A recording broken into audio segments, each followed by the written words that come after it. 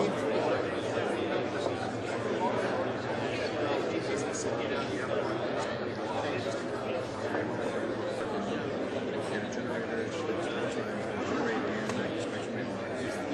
Pete. How you doing? Here before session chairs that you'll encounter, I have the honor of unique among the organization we're very proud to be members of. Secondly, our editorial group under Paul Hardy has a reputation for objective and forward-looking perspectives on emerging technology possible and disseminated information that's relevant as we move forward into the next generation.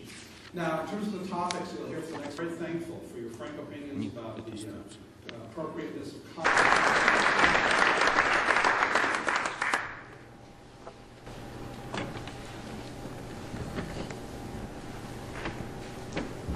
Good morning. Нас пригласили выступить на этой конференции. Базис стереосъемки должен быть 26 мм. Акцентировать свое внимание, если вы, конечно, не ставите два кадра снятыми с разных. For example, if we change the basis from 26 to 65 millimeters, and in case of the 65 millimeter base, it will move from 3 up to 4 meters, which is only 1 meter thickness. The important principle of the system is using a single camera, single lens, and single loop. This has set playing single eyeglasses on various distances up to infinity.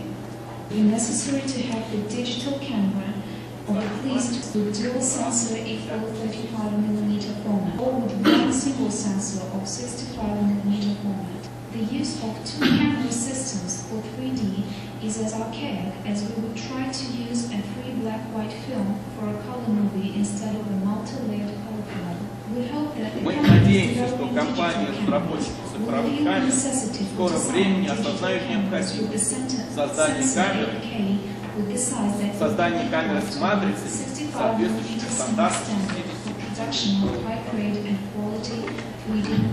Фантом 65 с объективами нового поколения Zero Parallax. Zero.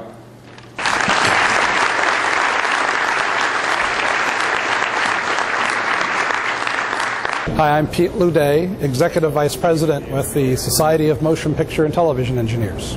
Okay, great. So, sir, basically, why Alexander Merkumov first? What kind of work did he do that made you want to, think about having him kickstart this company? Stereoscopic 3D is a very big topic for all of the U.S. and worldwide film and television industry. When the program committee was looking at what's new in acquisition, we're very fascinated by Alexander's approach of taking old film technology that's been proven on 70mm and adopting it for new digital techniques. That's what I think was most intriguing. Now, is this something that is being used now, and do you think this is something that is going to be used more, in the years to come? We're in an experimental period. People are trying all sorts of different acquisition technology, ranging from 2-camera rigs to various single-camera arrangements. And the assembled group here today is trying to learn about all the different possibilities in order to make those choices. But I think the approach of using a single-camera 3D could be very advantageous for many types of 3D shooting.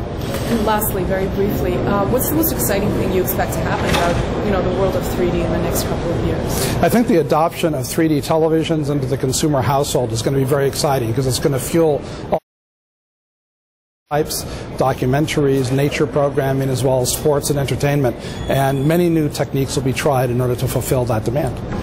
These rigs are very hard to get all the parallax errors correct, especially because they have real even temperature changes can change things.